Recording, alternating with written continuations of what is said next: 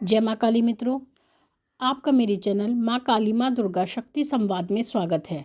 मित्रों, अगर आप मेरे चैनल पर नए हैं तो मेरे चैनल को सब्सक्राइब कीजिए, लाइक कीजिए, शेयर कीजिए। साथ ही नोटिफिकेशन बेल को भी प्रेस कीजिए जिससे मेरी आने वाली वीडियोस का नोटिफिकेशन आपको तुरंत मिल जाए। मित्रों, आज का जो विषय है वो विषय ये है कि जब हम दरबार में जाते हैं तो हमारे काम बन रहे होते हैं, लेकिन जब हम दरबार जाना बंद कर देते हैं तो हमारे जो काम हैं वो बनने बंद हो जाते हैं। तो इसका क्या कारण है? दरबार छोड़ते ही हमारे काम क्यों बंद हो जाते हैं? देखिए मित्रों, सबसे पहली बात तो ये कि जब आप दरबार में जाते हैं, कोई भी व्यक्ति खुशी में दरबार नहीं जाता।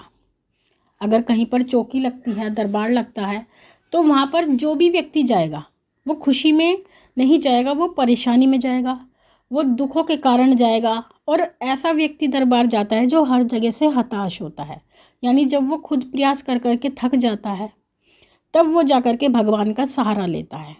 और भगवान का सहारा भी हर कोई व्यक्ति नहीं तकता है। जिन पर भगवान की कृपा होती है वही लोग भगवान के रास्ते जाते हैं और भगवान के मार्ग पर जाते हैं।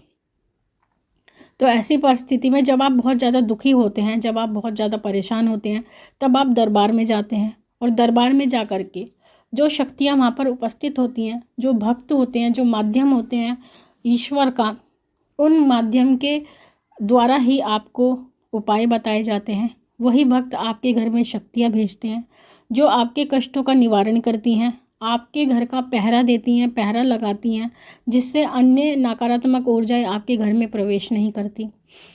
आपके संकटों का नाश करती हैं शक्तियाँ और आपके घर में धन धान्य की वृद्धि करती हैं, यानी आपके कार्य सिद्ध करती हैं। तो जब जैसे जैसे आप दरबार में जुड़ते हैं, जैसे जैसे दरबार में आप सेवा देते हैं, तो उसी जैसे जैसे सेवा देते हैं वैसे वैसे भंडारे भरते जाते हैं, आपके काम सिद्ध होते जाते हैं। तो शक्तियों में इतना, कहते हैं, इतना वेग होता है और इतना ऊर्जा होती है कि वो आपके जितने भी कार्य होते हैं सभी कार्यों को सिद्ध कर देती हैं।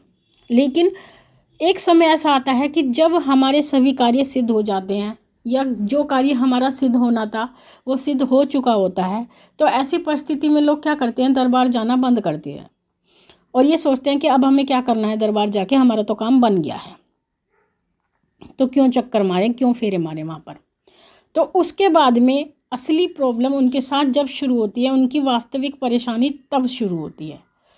उनके जो आगे के काम होते हैं, यानी निकट भविष्य के जो काम होते हैं, वो काम बनने बंद हो जाते हैं।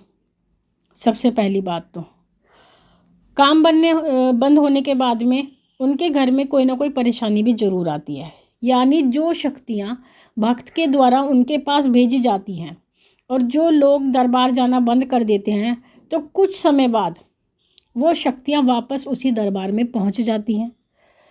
इसका कारण होता है, शक्तियों के वापस जाने का कारण होता है, पहला कि आप दरबार जाना छोड़ देते हैं। दूसरा कारण, जो भक्त के द्वारा आपको भोग प्रसाद बताए जाते हैं, जो शक्तियों के द्वारा बताए जाते हैं कि आपको भोग प्रसाद देने हैं, आप वो भोग प्रसाद देना उनको बंद कर देते हैं, भेंट देना बंद कर देते हैं। जो दरबार में आप सेवा देते थे वो सेवा देना बंद कर देते हैं, दरबार में भोग प्रसाद लेकर जाते थे वो भोग प्रसाद देना बंद कर देते हैं। तो इस प्रकार से आप जो भी कार्य होते हैं सभी कार्य बंद कर देते हैं। तो इसी कारण से वो शक्तियाँ वापस उसी दरबार में चली जाती हैं। जो पहरे पर बिठाई जाती हैं वो पहरा भी छोड़ देती हैं। तो उसके बाद में आपके साथ में परेशानियाँ शुरू हो जाती हैं, यानी जो चीज़ उन्होंने रोक रखी थी, यानी जो परेशानियाँ आपके घर की उन्होंने रोक रखी थी, वो परेशानियाँ वापस से आने लगती हैं, नकारात्मक ऊर्जा घर में प्रवेश करने लगती हैं। और जो भी परेशानी आपके साथ चल रही थी, धन की समस्या चल रही थी या स्वास्थ्य की समस्या चल रही थी, वो सभी वापस होने लगती हैं। और अगर आप चाहते हैं कि आपका दरबार से भला हो तो आपको दरबार जाना ही पड़ेगा। और अगर आप दरबार से जुड़े हैं, पहली बात तो दरबार से अगर आपको जुड़ना है तो सोच समझ के जुड़ें कि इस दरबार से हम जुड़ रहे हैं तो हम यहाँ पर दरबार में ज़रूर जाएंगे, हाजिरी ज़रूर लगाएंगे।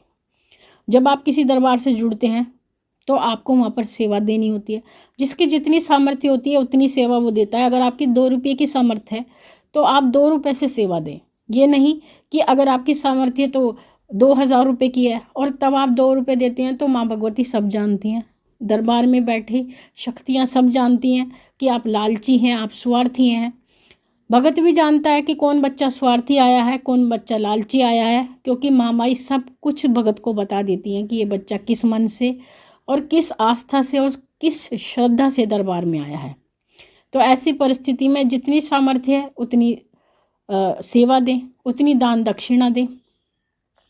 और दरबार में जितने भी विशेष दिन होते हैं, जैसे नवरात्र विशेष दिन होते हैं जो माँ माई का दरबार लगाते हैं, नवरात्र में आपको दान दक्षिणा अवश्य देनी चाहिए, माँ के लिए भेंट अवश्य देनी चाहिए। जितना भोग प्रसाद देने का आपका सामर्थ्य है वो भोग प्रसाद भी आपको दरबार में अवश्य देना चाहिए। समय समय पर आपको हाजिरी लगानी चाहिए दरबार में। वो बात अलग है आप रेगुलर नहीं लगा पाते कि आपको कोई कार्य है, ज़रूरी काम में बिज़ी रहते हैं आप, तो आप थोड़े ज़्यादा दिनों में लगाएं, जैसे महीने में एक बार लगाएं, 1.5 महीने में एक बार लगाएं, लेकिन हाजिरी अवश्य ही लगानी चाहिए। केवल चाहे आप माथा टेकने ही जाएं, अगर आपका कोई प्रश्न नहीं है तो भी आप माथा टेकने जाएं।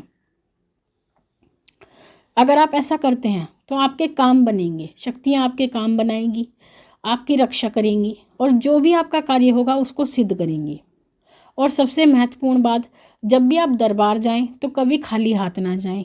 जितना आपका सामर्थ्य है, अगर आपके पास की सामर्थ्य 5-6 केले ले जाने की है तो 6 केले लेके जाएं, 2 केले लेके जाएं, पुष्प लेके जाएं, जो भी आपकी सामर्थ्य है, क्योंकि महामाई केवल भाव पर चलती है और भाव के माध्यम से ही हम देवताओं को प्रसन्न करते हैं। तो ऐसी परिस्थिति में आप योगदान करें। अगर दरबार में कोई मंदिर का निर्माण का कार्य चलता है, भंडारे का कार्य चलता है, जागरण का कार्य चलता है, कीर्तन का कार्य चलता है, तो उसमें सहयोग करें, क्योंकि जो आप देते हो वो सब आपको वापस ही मिलना है। आपको ऐसा लगता है कि हम माँ को ये दे रहे हैं, माँ को हम धन दे रहे हैं, माँ को हम फल दे रहे हैं, माँ को भोग दे रहे हैं, तो आप दे कुछ नहीं रहे, आप उसको कई गुना करने के लिए देते हैं। जैसे फिक्स डिपॉजिट कर दिया जाता है, उसके बाद में आपको धन 2 गुना होके मिलता था, अब तो कम मिलता है।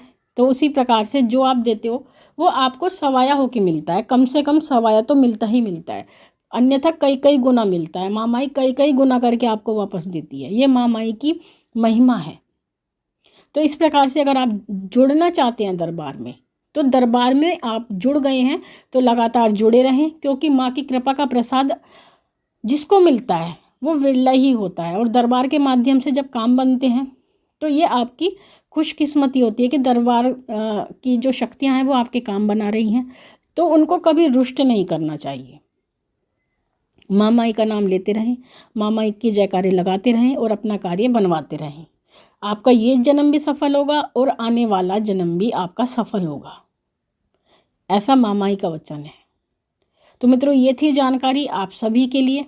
माँ भगवती से यही प्रार्थना करते हैं कि वो आपके भंडारे भरती रहे, आपकी सभी मनोकामनाओं को पूर्ण करती रहे। आपसे फिर मिलते हैं अपनी अगली वीडियो में, तब तक के लिए जय महाकाली, जय महाकाल।